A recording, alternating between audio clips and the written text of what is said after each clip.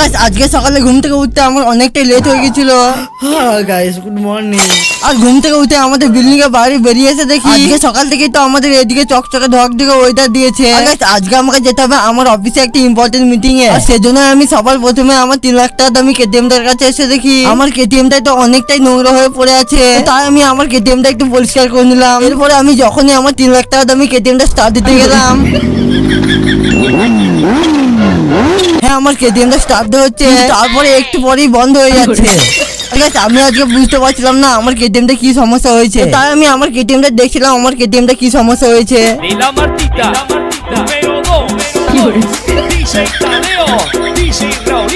তো তারপরে আমার 3 লাখ টাকা আমি কেটিএমটা অনেক ঘাটাঘাটির পরে আমি দেখতে পেলাম যে আমার কেটিএমটা তেলই তো না।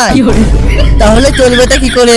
আমার এই কেটিএমটা তেল ভরতে ভরতে মনে হচ্ছে আমার জীবনটাই তেলে ভাজা হয়ে যাবে। সেই জন্য আমার কেটিএমটা নিয়ে আজকে তো অফিস যাওয়া হবে না। সেই জন্য aজকে আমি আবারও যাবো আমার এই বন্ধু R15 টা নিয়ে। তারপর আর কি বন্ধু R15 টা নিয়ে বেরিয়ে পড়লাম অফিসে যাওয়ার উদ্দেশ্যে।